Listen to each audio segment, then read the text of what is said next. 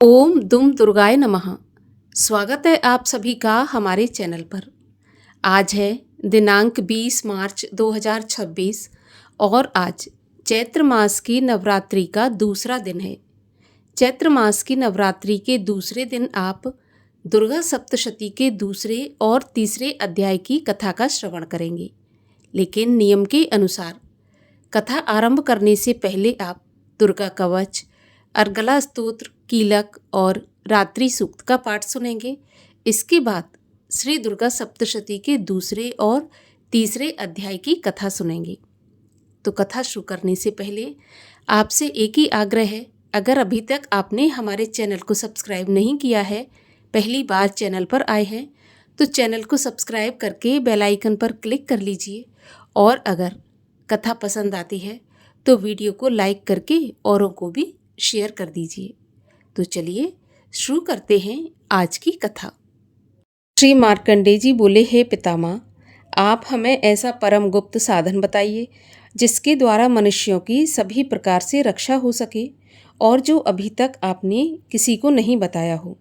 ब्रह्मा जी बोले, हे विप्रवर, इस प्रकार का साधन तो परम पवित्र एवं परम गुप्त देवी जी का कवच ही है। इसी से प्राणी मात्र का कल्याण एवं सब प्रकार की रक्षा होती है। उसे सुनिए।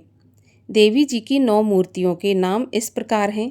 पहली शैलपुत्री, दूसरी ब्रह्मचारिणी, तीसरी चंद्रघंटा, चौथी कुष्मांडा, पांचवी स्कंद माता, छठी कात्यायनी, सातवीं कालरात्रि, आठवीं महागौरी और 9वीं सिद्धिदात्री हैं। जो मनुष्य अग्नि में जल रहा हो, युद्ध भूमि में शत्रुओं के मध्य फंस गया हो अथवा घोर संकट से ग्रस्त हो, वह मनुष्य भगवती की शरण में पहुंच जाए तो उसके घोर संकट दूर हो जाते हैं। जो भक्ति भाव से देवी जी का स्मरण करते हैं, उनकी सभी प्रकार से उन्नति होती है। हे भगवती, जो भी आपका स्मरण करते हैं, निसंशय उनकी आप रक्षा करती हो। प्रेत की सवारी करने वाली चामुंडा देवी हैं। वाराही महिष पर, ऐन्द्री हाथी पर, वैष्णवी गरुण पर, माहेश्वरी बैल पर, कौमारी मोर पर और लक्ष्मी कमल के आसन पर विराजमान हैं। श्वेत रूप धारण करने वाली वृषभ के वाहन वाली ईश्वरी देवी हैं। हंस पर बैठी हुई सभी आभूषणों से भूषित ब्राह्मी देवी हैं। इस प्रकार अनेक रत्नों से विभूषित सभी योग शक्तियों से संयुक्त ये सब माताएं हैं। ये सभी देवियां क्रोधयुक्त मुद्रा में रथों पर सवार होकर दर्शन देती हैं। ये शंख, चक्र, गदा, शक्ति, हल, मूसल, खेटक, तोमर, परशु, पाश, कुंद, त्रिशूल, उत्तम आयुध, शारंग, धनुष इत्यादि अस्त्र शस्त्र दैत्यों के शरीर नाश के लिए, भक्तों को अभय देने के लिए एवं देवताओं के हित के लिए धारण करती हैं। हे देवी, आपके दर्शन कठिन है। शत्रुओं के भय को बढ़ाने वाली देवी जी, मेरी रक्षा कीजिए। पूर्व दिशा में मेरी रक्षा ऐन्द्री देवी करें। अग्नि कोण में अग्नि देवता, वराही दक्षिण में, नैऋत्य कोण में खड्गधारिणी, पश्चिम में वारुणी, वायु कोण में मृगवाहिनी, उत्तर में कौमारी, ईशान कोण में शूलधारिणी, ऊपर ब्रह्माणी जी, नीचे वैष्णवी देवी रक्षा करें। इसी प्रकार शव वाहिनी चामुंडा देवी 10 दिशाओं में रक्षा करें। जया मेरे आगे की, विजया मेरे पीछे की, बाईं ओर अजिता, दाईं ओर अपराजिता रक्षा करें। उद्योतनी मेरी शिखा की, उमा मेरे मस्तक पर विराज कर मेरी रक्षा करें। भौहों की यशस्विनी, भौहों के मध्य में त्रिनेत्रा, नासिकाओं की यमघंटा देवी, नेत्रों के मध्य में शंखिनी, कान की द्वारवासिनी, कपोलों की कालिका, कानों के मूल देश की शांकरी देवी रक्षा करें। नासिका की सुगंधा, ऊपर के होंठ की चर्चिका, नीचे के होंठ की अमृत कला एवं जिह्वा की सरस्वती देवी रक्षा करें। दांतों की कौमारी, कंठ की चंडिका, गले की चित्रघंटा, तालु प्रदेश की महामाया रक्षा करें। चिबुक की कामाक्षी, वाणी की सर्वमंगला, ग्रीवा की भद्रकाली, पृष्ठ अस्थियों की धनुर्धरी रक्षा करें। कंठ से बाहर भाग की नीलग्रीवा, कंठ नालिका की नलकुबरी, दोनों कंधों की खड्गनी एवं मेरे भुजाओं की वज्रधारणी रक्षा करें। दोनों हाथों की दंडिनी, उंगलियों की अंबिका, नाखूनों की शूलेश्वरी, कुक्ष की कुलेश्वरी रक्षा करें। हृदय की ललिता देवी, उदर की शूलधारिणी रक्षा करें। स्तनों की मद देवी, मन की शोक विनाशनी, नाभि की कामनी, गुप्त इंद्रिय की गुहेश्वरी, लिंग की पूत कामिनी, गुदा की महेशवानी रक्षा करें। कटि की भगवती, घुटनों की विंध्यवासिनी, जंघाओं की महाबली देवी रक्षा करें। गुल्फों की नारसिंगी, पाँव के तलुओं की तेजसी, उंगलियों की श्रीधरी देवी और तलुओं की पर्वतवासिनी रक्षा करें। नाखूनों की दंष्टकराली, केशों की ऊर्ध्वकेशनी, रोम छिद्रों की कौमारी और त्वचा की बागीश्वरी रक्षा करें। रक्त, मज्जा, वसा, मांस, अस्थियों एवं मेदे की पार्वती, अंतड़ियों की कालरात्रि, पित्त की मुक्तेश्वरी रक्षा करें। पद्मकोश की पद्मावती, कफ की चूड़ामणि, नाखूनों के तेज की ज्वालामुखी, सभी संधियों की अभेद्या देवी रक्षा करें। हे ब्रह्माणी, आप मेरे वीर की रक्षा करें। छाया की छत्रेश्वरी और मन, बुद्धि, अहंकार की धर्मधारिणी रक्षा करें।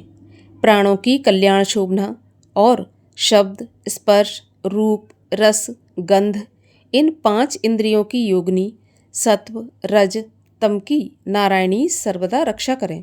आयु की वाराही, धर्म की वैष्णवी, यश एवं कीर्ति की लक्ष्मी तथा धन एवं विद्या की चक्रिणी रक्षा करें। इंद्राणी मेरे गोत्र की, चंडिका मेरे पशुओं की, महालक्ष्मी मेरे पुत्रों की, भैरवी भार्या की रक्षा करें। मेरे पथ की सुपथा, मार्ग की क्षेमकारी, राजा के दरबार में महालक्ष्मी एवं सभी दिशाओं में स्थिर होकर विजया मेरी रक्षा करें।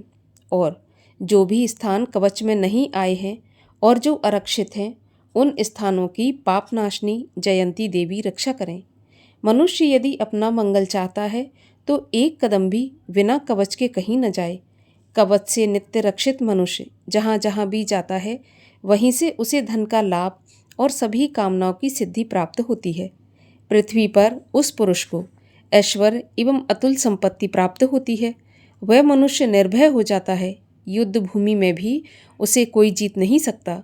त्रिलोक भर में पूजा जाता है। ये देवी कवच देवताओं को दुर्लभ है। इसको अत्यंत श्रद्धा के साथ सावधान होकर जो तीनों संध्याओं में नित्य पढ़ लेता है, उसे देवी कला की प्राप्ति होती है। कोई भी उसे तीनों लोकों में पराजित नहीं कर सकता। उसे अकाल मृत्यु नहीं आती। वह 100 वर्ष से भी अधिक आयु पाता है। ये कवच उसका तेज, यश और कीर्ति बढ़ा देता है। चंडी पाठ करने वाला पहले कवच पाठ कर ले।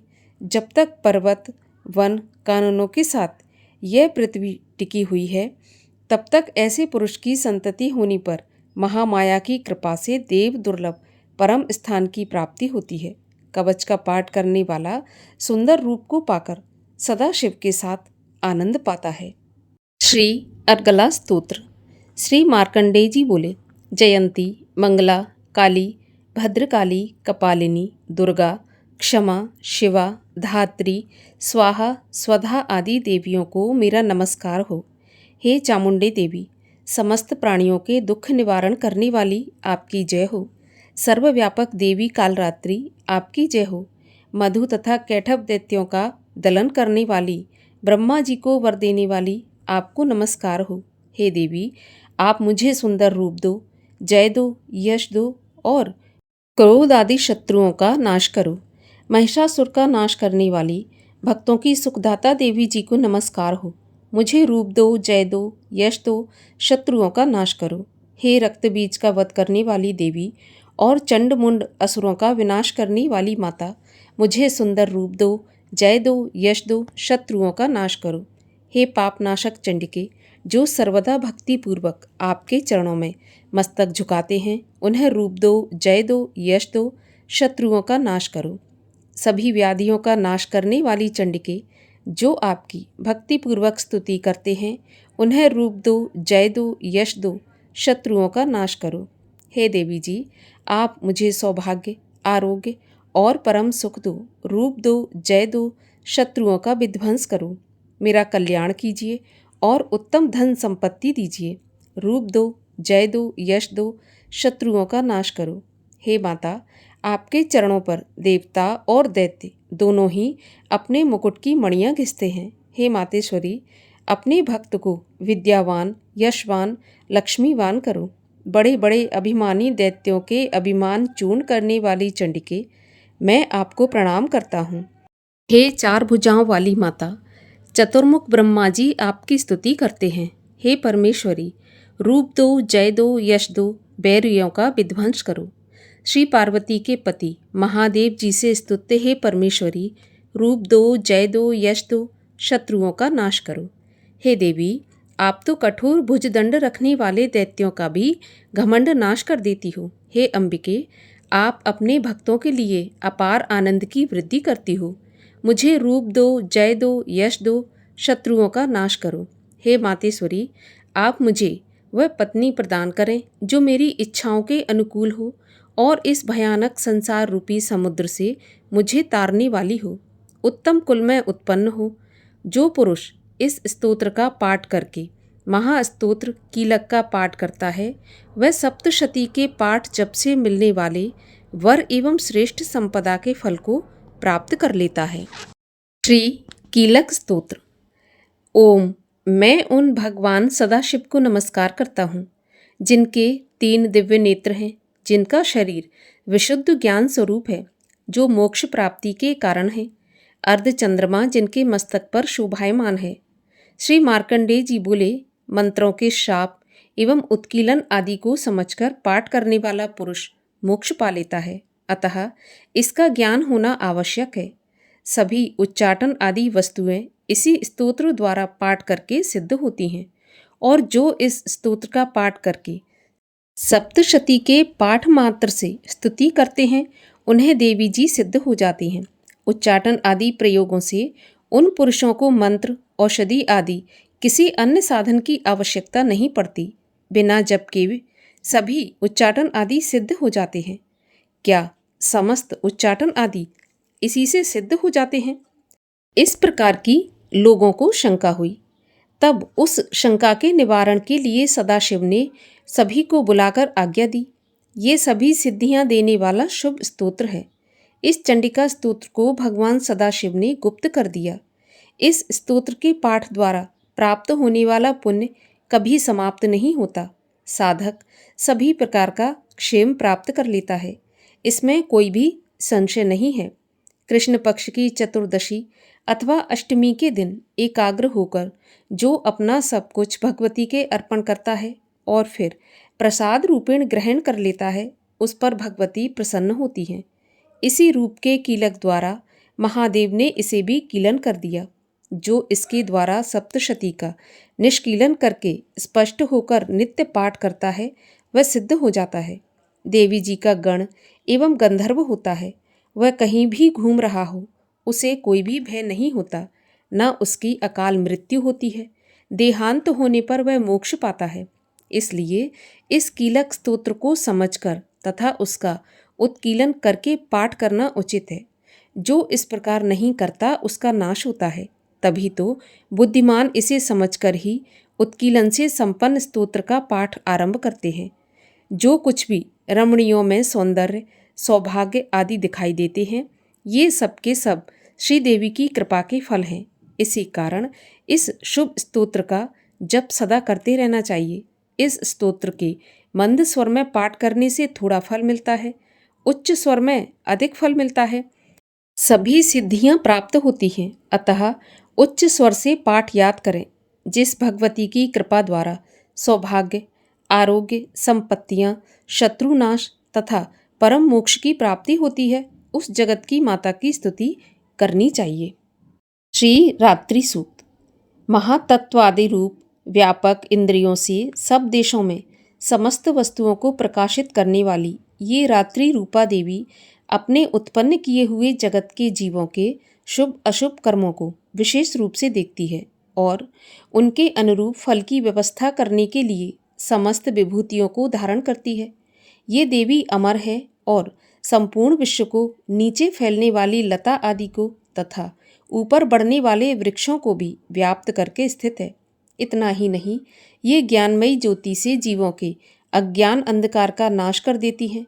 पराचित शक्ति रूप रात्रि देवी आकर अपनी बहन ब्रह्म विद्यामयी उषा देवी को प्रकट करती हैं, जिससे अविद्यामय अंधकार स्वतः नष्ट हो जाता है। वे रात्रि देवी इस समय मुझ पर प्रसन्न हों, जिनके आने पर हम लोग अपने घरों में सुख से सोते हैं, ठीक वैसे ही जैसे रात्रि के समय पक्षी वृक्षों पर बनाए हुए अपने घोंसलों में सुखपूर्वक शयन करते हैं। उस करुणामयी रात्रि देवी के अंक में संपूर्ण ग्रामवासी मनुष्य, पैरों से चलने वाले गाय, घोड़े आदि पशु, पंखों से उड़ने वाले पक्षी एवं पतंग आदि, किसी प्रयोजन से यात्रा करने वाले पथिक और बाज आदि भी सुखपूर्वक सोते हैं। हे रात्रिमयी चित्त शक्ति, तुम कृपा करके वासनामयी वृक्की तथा पापमय वृक्क को हमसे अलग करो। काम आदि तस्कर समुदाय को भी दूर हटाओ। उसके बाद हमारे लिए सुखपूर्वक तरने योग्य हो जाओ। मोक्षदायिनी एवं कल्याणकारिणी बन जाओ। हे उषा, हे रात्रि की अधिष्ठात्री देवी, सब ओर फैला हुआ ये अज्ञानमय काला अंधकार मेरे निकट आ पहुँचा है। तुम इसे ऋण की भांति दूर करो। जैसे धन देकर अपने भक्तों के ऋण दूर करती हो, उसी प्रकार ज्ञान देकर इस अज्ञान को भी हटा दो। हे रात्रि देवी, तुम दूध देने वाली गऊ के समान हो। मैं तुम्हारे समीप आकर स्तुति आदि से तुम्हें अपने अनुकूल करता हूँ। परम व्योम स्वरूप परमात्मा की पुत्री, तुम्हारी कृपा से मैं काम आदि शत्रुओं को जीत चुका हूँ। तुम स्तोम की भांति मेरे इस हविष्य को भी ग्रहण करो। श्री दुर्गा सप्तशती दूसरा अध्याय। ऋषि बोले, प्राचीन काल में देवी देवता तथा दैत्यों में पूरे 100 वर्ष युद्ध होता रहा। उस समय दैत्यों का स्वामी महिषासुर था और देवताओं का इंद्र था। उस संग्राम में देवताओं की सेना महाबली दैत्यों से हार गई। तब सभी देवताओं को जीतकर महिषासुर इंद्र बनकर बैठ गया। तब हार कर सभी देवता ब्रह्मा जी को आगे कर वहाँ गए जहाँ विष्णु और शंकर भगवान विराजमान थे। वहाँ पर देवताओं ने महिषासुर के सभी उपद्रव एवं अपने पराभव आदि का पूरा पूरा वृत्तांत कह सुनाया। उन्होंने कहा कि महिषासुर ने तो सूर्य, अग्नि, पवन, चंद्रमा, यम तथा वरुण इत्यादि अन्य सभी देवताओं के अधिकार छीन लिए हैं। स्वयं ही सबका अधिष्ठाता बन बैठा है। उसने सभी देवताओं को स्वर्ग से निकाल दिया। महिषासुर महादुरात्मा है। देवता पृथ्वी पर मृत्यों की भांति विचर रहे हैं। उसके वध का कोई उपाय कीजिए। इस प्रकार मधुसूदन तथा महादेव जी ने देवताओं के वचन सुने तो क्रोध से उनकी भौहें तन गईं। तब भगवान विष्णु के मुख से एक महान तेज प्रकट हुआ। इसी प्रकार ब्रह्मा तथा शंकर जी के मुख से तेज प्रकट हुआ। दूसरे इंद्र आदि देवताओं के शरीर से भी महान तेज प्रकट हो गया। सभी तेज मिलकर एक हो गए और वह तेज पुंज इतना उग्र था जैसे कि जलता हुआ पहाड़ हो। देवताओं ने देखा कि उसकी ज्वालाएं सभी दिशाओं में फैल रही हैं। जब वह एक हुआ तो उसने एक नारी का रूप ले लिया। महादेव जी के तेज से उसका मुख प्रकट हुआ। यम के तेज से उसके केश हुए। विष्णु के तेज से उस देवी की भुजाएं प्रकट हुईं। चंद्रमा के तेज से दोनों स्तन, इंद्र के तेज से उसका कटी प्रदेश, वरुण के तेज से जंगा और उरुस्थल, पृथ्वी के तेज से नितंबों का प्रादुर्भाव हुआ। ब्रह्मा के तेज से दोनों चरण, सूर्य के तेज से चरणों की उंगलियां, वसुओं के तेज से हाथों की उंगलियां, कुबेर के तेज से नासिका और प्रजापति के तेज से उसके दांत प्रकट हुए। अग्नि के तेज से 3 नेत्र हुए। संध्याओं के तेज से दोनों भौहें, वायु के तेज से दोनों कान उत्पन्न हुए। इसी प्रकार समस्त देवताओं के तेज द्वारा भगवती का प्रादुर्भाव हुआ। इस प्रकार सभी देवताओं के तेज पुंज से प्रकट हुई देवी जी को देखकर महिषासुर से पीड़ित समस्त देवता अत्यंत प्रसन्न हुए। महादेव ने देवी को अपने त्रिशूल से शूल निकालकर दे दिया। भगवान विष्णु ने अपना सुदर्शन चक्र प्रकट करके दे दिया। वरुण ने शंख तथा अग्नि ने उसे शक्ति दी। मारुत ने उन्हें धनुष दिया और बाणों से भरपूर 2 तरकश दे दिए। देवराज इंद्र ने अपने वज्र से वज्र पैदा करके दे दिया। फिर सहस्त्र नेत्र इंद्र ने ऐरावत हाथी से घंटा प्रदान किया। यमराज ने कालदंड से दंड प्रदान किया। सागरपति ने रुद्राक्ष माला अर्पित की। ब्रह्मा ने कमंडल भेंट किया। सूर्य ने भगवती के रोमकूपों में अपनी किरणें प्रदान की। काल ने तलवार और उत्तम ढाल अर्पण की। क्षीर सागर ने हार तथा कभी न पुराने होने वाले 2 वस्त्र भेंट किए। इसी प्रकार चूड़ामणि, दिव्य कुंडल तथा 2 कड़े भी भेंट किए तथा चमकता हुआ अर्धचंद्र, सभी भुजाओं के लिए बाजूबंद, चरणों के लिए नूपुर और कंठ के लिए सर्वोत्तम कठला भेंट किया। इसी प्रकार सभी उंगलियों के लिए जड़ित मुद्रिकाएं प्रदान की। विश्वकर्मा ने निर्मल परशु भेंट किया और अनेक रूपों वाले अस्त्र, अभेद कवच, मस्तक तथा गले में धारण करने के योग्य कभी न कुमलाने वाली कमलों की माला प्रदान की। समुंदर ने उसे बहुत सुंदर कमल दिया। हिमालय ने वाहन के लिए सिंह और भी अनेक प्रकार के रत्न भेंट किए। कुबेर ने सुरा से भरपूर पात्र दिया। सभी नागों के स्वामी एवं पृथ्वी धारण करने वाले शेष जी ने महामणियों से शोभित नागहार दिया। इसी प्रकार सारे देवताओं ने भी भूषण एवं आयुधों द्वारा देवी जी का सत्कार किया। तत्पश्चात भगवती ने अट्टहास करके ऊंचे स्वर में गर्जना की। उसके भयानक नाद से सारा आकाश भर गया। तब देवगण प्रसन्न होकर उस सिंह वाहिनी देवी की जय जयकार करने लगे। मुनियों ने भक्ति भाव से नम्र होकर देवी जी की स्तुति की। इधर देवताओं के शत्रुओं ने सारी त्रिलोकी को क्षोभग्रस्त देखा। तब तो वे अपनी सारी सेना को कवच आदि से तैयार कराकर अस्त्र शस्त्र लेकर झट से उठकर खड़े हो गए। महिषासुर क्रोध में आकर बोला, अरे ये क्या हो रहा है? इतना कहकर सभी दैत्यों के साथ घिरकर वह सिंहनाद की ओर भागा। वहां जाकर उसने तीनों लोकों को अपने तेज से प्रकाशित करती हुई देवी को देखा। उस देवी के चरणों के भार से पृथ्वी दबी जा रही थी। माथे के मुकुट से आकाश पर रेखाएं पड़ती जा रही थीं। उसके धनुष की टंकार से 7 पाताल क्षोभग्रस्त थे और हजारों भुजाओं से भी सभी दिशाओं को ढककर देवी खड़ी हुई थी। देवी जी के साथ उन दैत्यों का युद्ध आरंभ हो गया। नाना प्रकार के अस्त्र शस्त्रों के प्रहारों से 10 दिशाएं भर गईं। महिषासुर का सेनापति उस समय चिक्षुर नाम का एक महान दैत्य था। देवी जी के साथ उसी का युद्ध होने लगा। इसी प्रकार अन्य दैत्यों को तथा चतुरंगनी सेना को साथ लेकर चामर भी युद्ध करने लगा। 60,000 रथियों को साथ लेकर उदग्र महादैत्य भी युद्ध में कूद पड़ा। महाहनु दैत्य 5 करोड़ रथियों के साथ युद्ध में आ गया। 60 लाख रथियों से आवृत वाशकल दैत्य युद्ध में उतर पड़ा। पारिवारिक दैत्य हाथी एवं घोड़ों के अनेकों सवारों के समूह से घिरा हुआ रथियों को साथ लेकर देवी जी के साथ युद्ध करने लगा। उस रण आंगन में स्वयं महिषासुर भी रथों, हाथियों एवं अश्वों की सेनाओं से घिरा खड़ा था। तोमर, भिंदीपाल, शक्ति, मूसल, परशु, पट्टिश, खंग आदि अस्त्रों से युद्ध में देवी जी के साथ युद्ध करने लगे। कुछ दैत्यों ने देवी जी पर शक्तियां छोड़ी एवं दूसरों ने पाश फेंके। तब चंडिका देवी ने अस्त्र शस्त्रों की वर्षा करके उन्हें तोड़ डाला। इधर देवी जी का वाहन सिंह भी क्रोध में आ गया। अपने गर्दन के बाल हिलाता हुआ दैत्यों की सेना में इस प्रकार घूमने लगा जैसे कि जंगल में आग फैलती जा रही हो। उस युद्ध भूमि में युद्ध करती हुई अंबिका ने जितने सांस छोड़े वे ही झटपट सैकड़ों हजारों गणों के रूप में परिणित हो गए। प्रकट होकर उन गणों ने खंग, भिंदीपाल, परशु, पट्टिश आदि शस्त्रों से युद्ध प्रारंभ कर दिया। देवी जी की शक्ति से वृद्धि पाकर वे गण दैत्यों का नाश करने लगे। साथ में दूसरे गण नगाड़े, शंख आदि बजाने लगे। महती प्रसन्नता देने वाले उस युद्ध रूप उत्साह में कुछ एक ने मृदंग बजाए।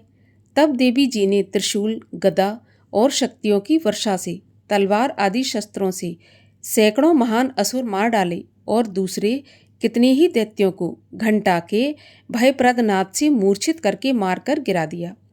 मरे दैत्यों को पाश से बांधकर पृथ्वी पर घसीट डाला। कितने तो गदा की चोट से घायल होकर पृथ्वी पर सो गए। मूसलों के प्रहार से कई रुधिर वमन करने लगे एवं कई एक शूल द्वारा वक्ष स्थल फट जाने से पृथ्वी पर सो गए। कितने ही दैत्य बाणों की वर्षा द्वारा युद्ध करते हुए प्राण छोड़ने लगे। कितने ही दैत्यों की भुजाएं कट गईं, कितनों की ग्रीवाएं छिन्न भिन्न हो गईं।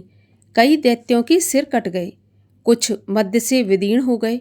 कुछ दैत्यों की जंघाएं कट गईं और पृथ्वी पर गिर गए, और कुछ एक दैत्यों को तो एक भुजा, एक आंख और एक पांव वाला करके 2 टुकड़े कर डाला।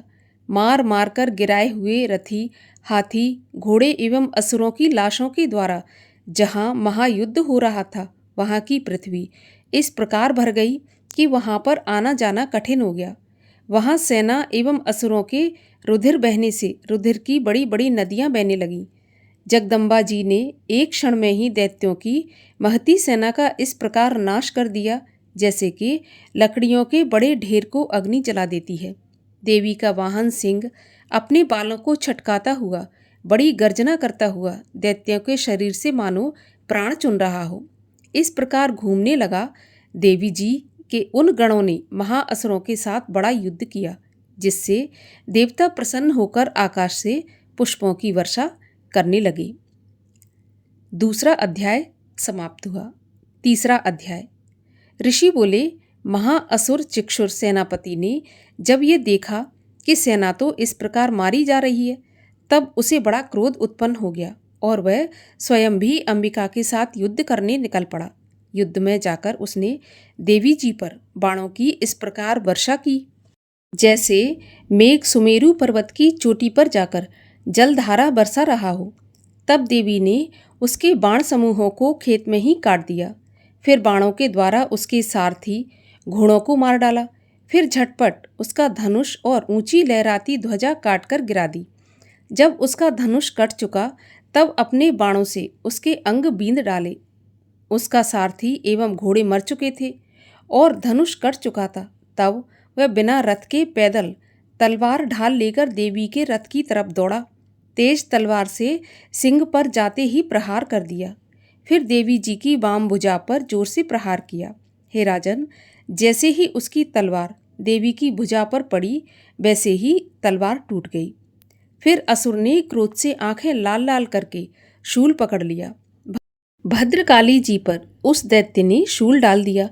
वह शूल इस प्रकार चमकता जैसे कि आकाश से सूर्यमंडल गिर रहा हो। देवी जी ने अपनी ओर आते हुए शूल को देखकर उस पर अपना शूल चला दिया, जिससे वह शूल सैकड़ों टुकड़े हो गया। साथ में उस चिक्षुर महादैत्य के प्राण निकल गए। जब महिषासुर का बलवान सेनापति मारा गया, तब देवशत्रु चामर हाथी पर बैठकर आ गया और आते ही उसने अंबिका देवी पर शक्ति का प्रहार किया। देवी जी ने हुंकार द्वारा ही तेजहीन कर उसे जमीन पर गिरा दिया। अपनी शक्ति को गिरा हुआ देखकर चामर को बड़ा क्रोध आया। उसने पुनः शूल का प्रहार कर दिया। शूल को भी देवी जी ने बाणों द्वारा उछाल डाला। तब सिंह उछलकर हाथी के मस्तक पर चढ़ बैठा। फिर दैत्य के साथ भुजा युद्ध करने लगा। वे दोनों परस्पर लड़ते लड़ते उस हाथी पर से नीचे पृथ्वी पर आ गिरे और भयंकर प्रहारों से परस्पर युद्ध करने लगे। तब बड़े वेग से सिंह ऊपर को उछला और ऊपर आकाश से नीचे की ओर गिरते गिरते पंजों के प्रहार से दैत्य चामर का सिर धड़ से अलग कर डाला। देवी जी ने शिला एवं वृक्ष आदि से युद्ध में उदग्र को मार डाला।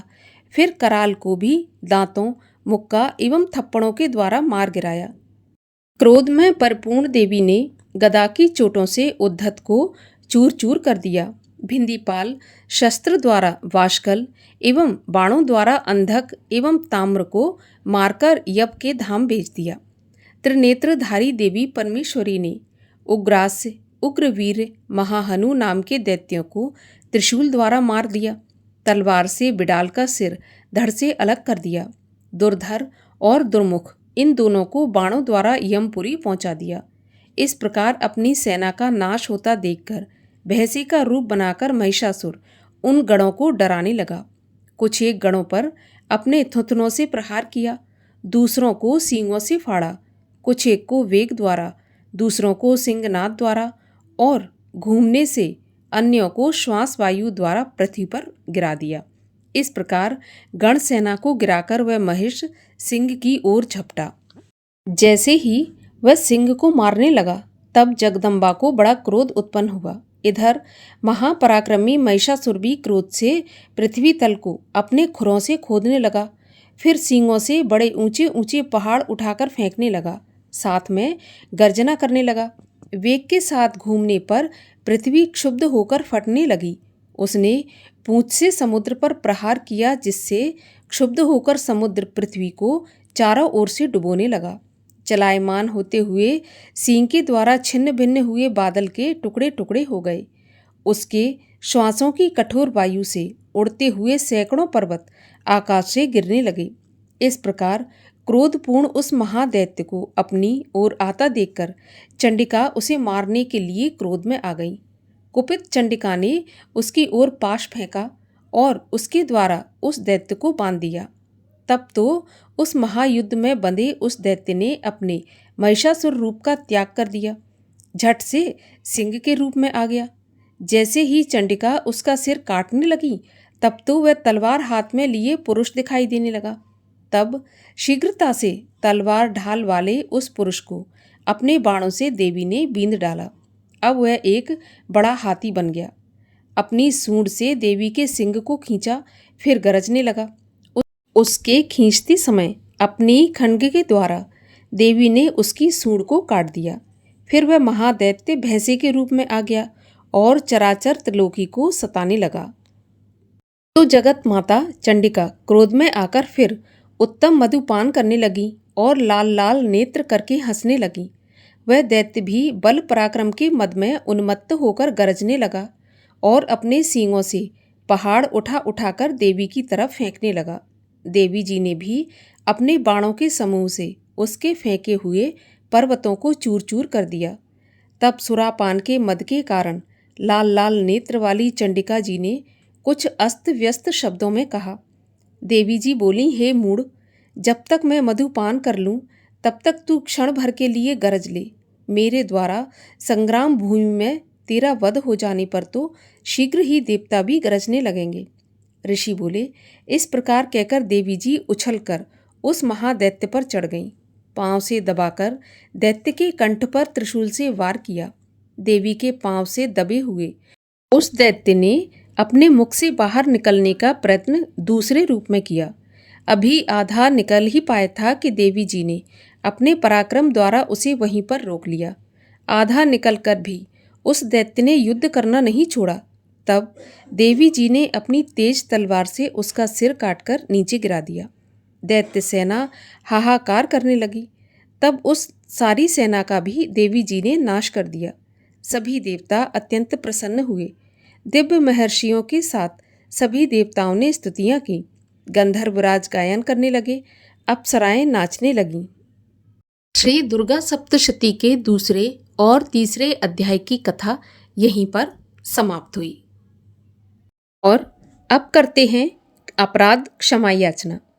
हे परमेश्वरी, मेरे द्वारा रात दिन सहस्त्रों अपराध होते हैं। ये मेरा दास है, ऐसा समझकर मेरे उन अपराधों को तुम कृपा करके क्षमा करो। परमेश्वरी, मैं आवाहन नहीं जानता, विसर्जन करना नहीं जानता तथा पूजा करने का ढंग भी नहीं जानता। मुझे क्षमा करो। हे देवी, हे सुरेश्वरी, मैंने जो मंत्रहीन, क्रियाहीन और भक्तिहीन पूजन किया है वह सब आपकी कृपा से पूर्ण हो। हे जगदम्बिके, मैं अपराधी हूँ, किंतु तुम्हारी शरण में आया हूँ। इस समय दया का पात्र हूँ, जैसा चाहो वैसा करो। हे देवी, हे परमेश्वरी, अज्ञान से, भूल से अथवा बुद्धि भ्रांत होने के कारण मैंने जो न्यूनता या अधिकता कर दी हो वह सब क्षमा करो और प्रसन्न हो। सच्चिदानंद स्वरूपा परमेश्वरी, जगत माता कामेश्वरी, तुम प्रेम पूर्वक मेरी यह पूजा स्वीकार करो और मुझ पर प्रसन्न हो। बोलिए दुर्गा माता की जय।